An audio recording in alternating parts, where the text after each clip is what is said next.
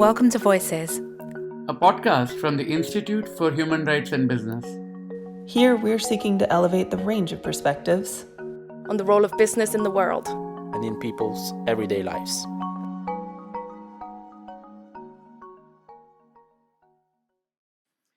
Hello, everybody. This is Salil Tripathi from the Institute for Human Rights and Business in London. I am today in Paris with Amina Bouayach, who is the chair of the National Human Rights Commission of Morocco. And she has been an ambassador to Sweden. She has worked with FIDH, the human rights organization.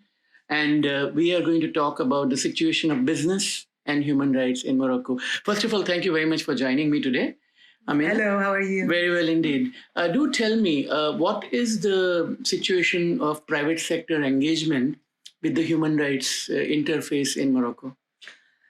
First of all, this is I think, the new question in Morocco.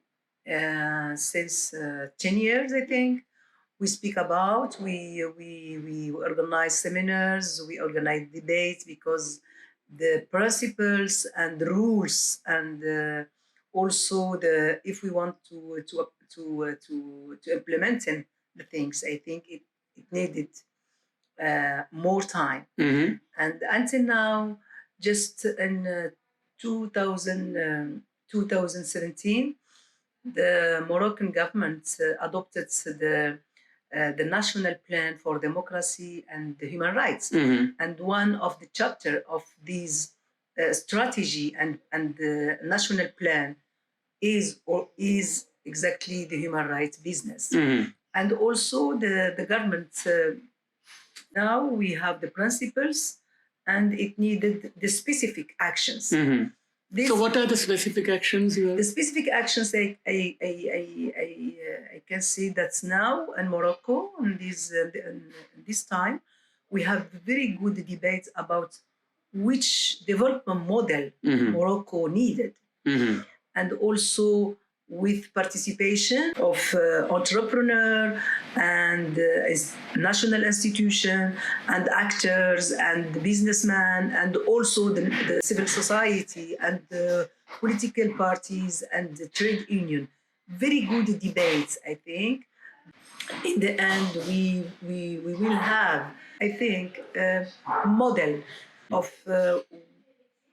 how Morocco will increase his development, Mm-hmm. his increase the participation of the population, Mm-hmm. or all the citizens in each region, because now Morocco also has 12 regions. Each Mm-hmm. region has its autonomy to have a specific plan of development. Mm-hmm. What's happened now is we will share the elements Mm-hmm. of the development, and each region Mm-hmm. will adopt Right. with participation of the population, what we say in Morocco, the mechanism of democracy participation. Right.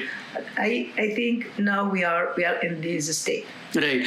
Now, in terms of investors, which are the main investors in Morocco? Which countries and what are the key human rights issues? Is it labor rights? Is it access to land? What are the key Yes. issues that you notice? We are liberal economic. Mm-hmm. Individual initiative is welcome.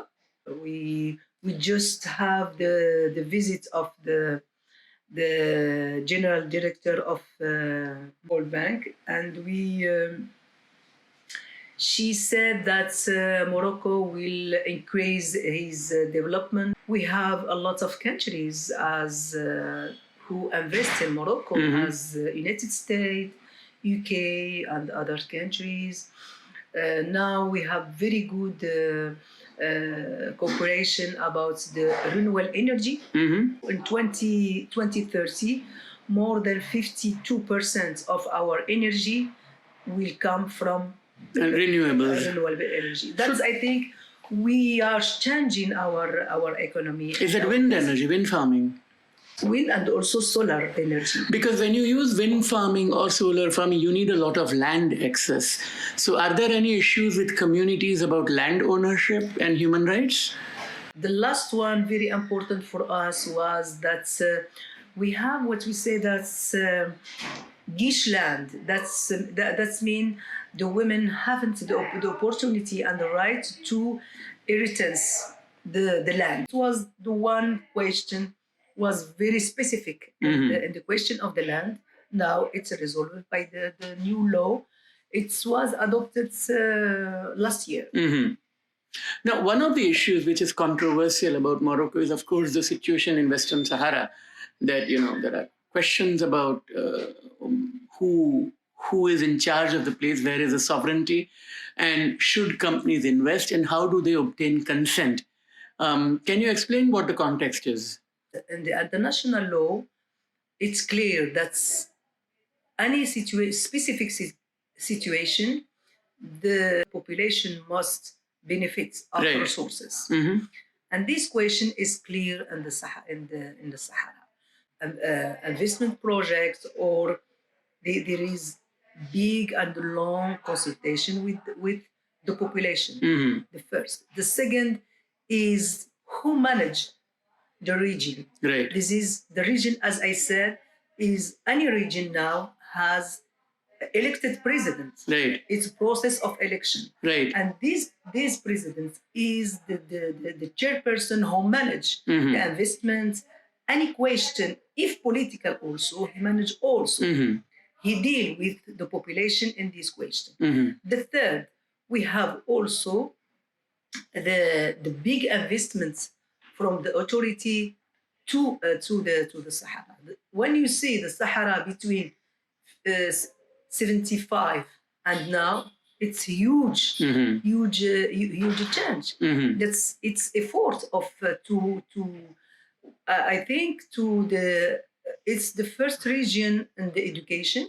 We have more than 90% of school, and some in some rulers and all, but in the cities we have 100%. It is the social indicator.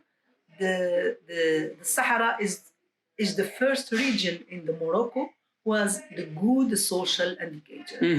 The second, all the population have the right to educate it, but also to go to the university.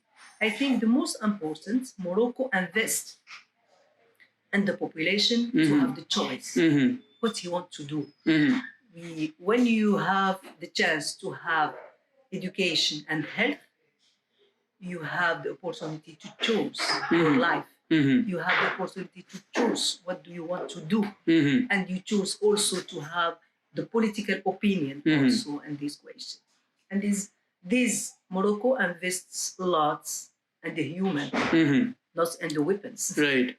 Now, the question I have, though, is that there is a UN opinion which does say that, the investment has to be with the consent of the people. Exactly. And the controversy is whether the people whose consent is taken are from the region or others who have come and stayed there. So how does a company navigate that? Because this is a controversial political issue. We have a lot of company deals. We have a big deal with our European Union about lots of things, and also we have others companies. The last one we have also a lot of consulates open their office in the Sahara, in Ayoun, and the Dakhla. This is a new thing happen, and it's the life. It's normal. It's not exceptional now.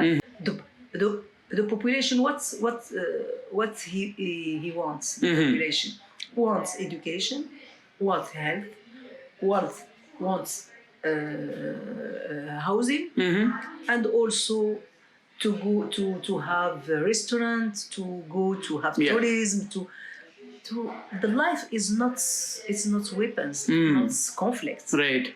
And I think the population is in this climate. Sure, we still have Moroccan citizens have other opinion, but it's very, very few, and we respect their opinion. If I wish that they don't use the violence, but the political opinion is their own political opinion. then when we invest in the human to choice, I think the result is there. More than 90% more is not have the same political opinion as few persons. Right. We invest in this way. I think we have rights to invest in the human. Well, final question is again on business and human rights, that companies are expected to respect human rights under the UN guiding principles, which came out in 2011, and next year it will be 10 years. Now, my question to you would be that if you look back at Morocco and the need for a national action plan for business and human rights, what kind of a progress have you made in that regard? I think what we want in a national Action commission, say action plan, and we are waiting now that we have our guidelines in CNDH. We are very concerned about this issue in Morocco.